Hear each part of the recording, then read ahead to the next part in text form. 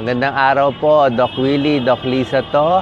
Ang topic natin para sa memory, sa memorya at sa utak. Mga pampatalino tips, di ba?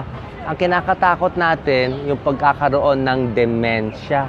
Ang demensya nakakatakot kasi sintomas to ng lagi ka nakakalimot, poor judgment, hindi ka na makauwi sa bahay, minsan hindi nakakasalita, at yung iba nag-iiba ang ugali. Parang nag-uulyanin. Yan ang ibig sabihin ng demensya. Maraming dahilan kung bakit nagkakaroon ng demensya. Ang pinaka-common sa medyo may edad, yung Alzheimer's disease. Ang Alzheimer's disease, may nasisira sa utak, merong protina na sumisira doon. Meron ding demensya na ang dahilan ay yung stroke. Yung mga na-stroke, nagbabago yung ugali, nakakalimot din. Parang computer yan eh. Pag nasira yung utak natin, na-stroke, nasisira.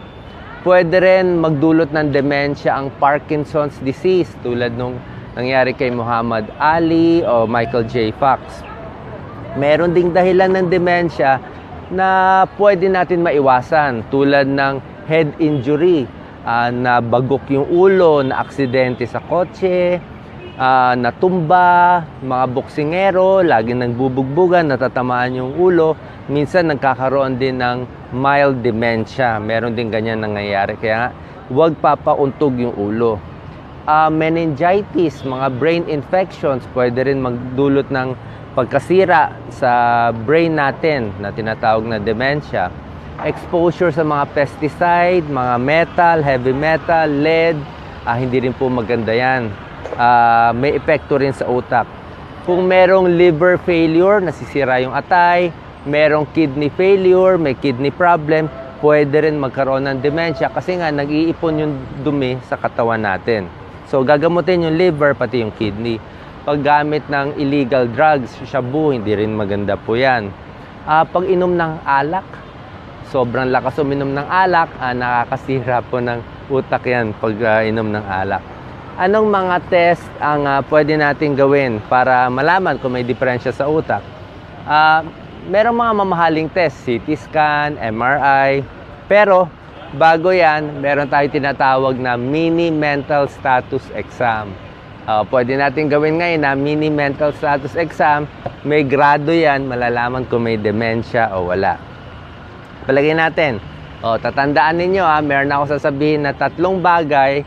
Mamaya itatanong ko ulit sa inyo Ang 3 bagay ay apple, table, and coin. Apple, table, and coin. So bigyan ko muna kayo ng test. Palagay natin. Yung mga may dementia, tatanungin nyo, nasaan kang lugar ngayon? Minsan di nila masabi. Anong araw ngayon? Sino presidente ngayon? Di nila alam. So yun yung mga malalalang case na. Ang isa pang test, pwede natin mag-spell. Spell nyo salitang world. Doc Lisa, spelling ng world. W-O-R-L-D. Diba? Ngayon, spell nyo ang world pero pabaliktad. Sige nga, pabaliktad. Paano mag-spell ng world? D-L-R-O-W. Kaya nyo ba? Hindi. Pag hindi nyo kaya, ibig sabihin medyo mahina Ito pa, isang test ng mini mental status exam. Mag-uumpisa tayo sa 100 at magma-minus tayo ng 7. Tuloy-tuloy lang tayo. Minus 7, minus 7, minus 7. Umpisa tayo 100 minus 7. Sagot. Tama, mali. 93, di ba? 93 minus 7. Hindi na makasagot. 93 minus 7, mali na. 86. 86 minus 7. 79. Tinatagal ko konti para makasagot ka 79. 72. Minus 7. 65. So, kung kaya nyo gawin yung minus 7, maayos yung talino natin. Wala tayong dementia. Tapos, minsan pinapasulat nyo na isang sentence. Magagawa ba niya? Okay? So, para makaiwas sa dementia, huwag magpapauntog aalagaan yung utak natin. Pwedeng uminom ng vitamin B complex. Para sa ugat, baka may tulong din. Siyempre, pag nagmumotorsiklo, kailangan may helmet, diba? Protect nyo yung ulo ninyo.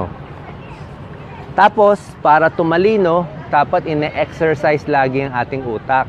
Sabi nga sa medisina, use it or lose it. Pag hindi mo na-use, hindi mo ginamit, malulose mo yun. Hindi mo na, parang sa kamay, pag hindi ka nag-exercise, lalambot yung kamay mo, manghihina ka na. Utak, ganun din, ine-exercise yung utak. Paano? Mag-crossword puzzle, mag-sudoku ka. Huwag ka gano'ng gumamit ng calculator. Kung meron ka, ita-times. Diba? Sulatin mo, mag-times ka, mag-divide ka, baka nakalimutan mo na. Pwede mag-chess, diba? Pampatalino ang chess. Mag-aral, magbasa lagi, diba? Mag-isip, mag-search sa internet. Gamitin yung utak. Parang, naalala nyo ba nung college kayo, high school kayo, diba? Pag may test, talagang aral kayo ng aral ng mathematics, tumatalas yung utak nyo. So, laging gagamitin ng utak.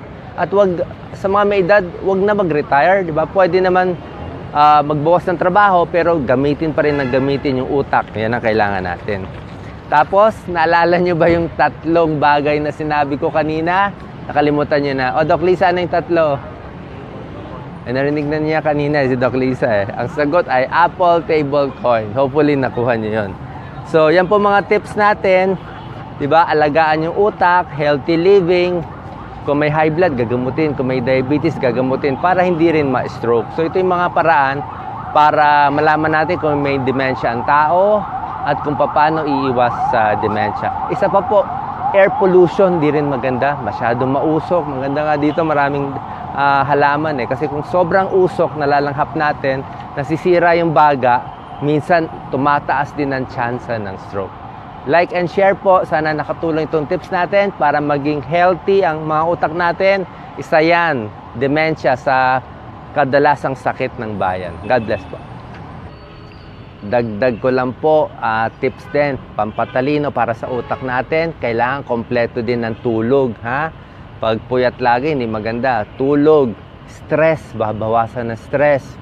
Yung mga may depression, may lungkot, pag sobrang depressed, hindi na rin makaisip. Yung environment natin, kailangan malinis yung hangin paligid para at least pati utak maproprotektahan. At yung kinakain natin, syempre, di ba? Kailangan healthy diet ang kakainin nyo. Gulay, prutas, makukulay. Kasi kung anong kinakain natin, yan din na pumupunta sa katawan natin at sa utak natin. So yan ang mga dagdag tips natin para sa inyo. God bless po.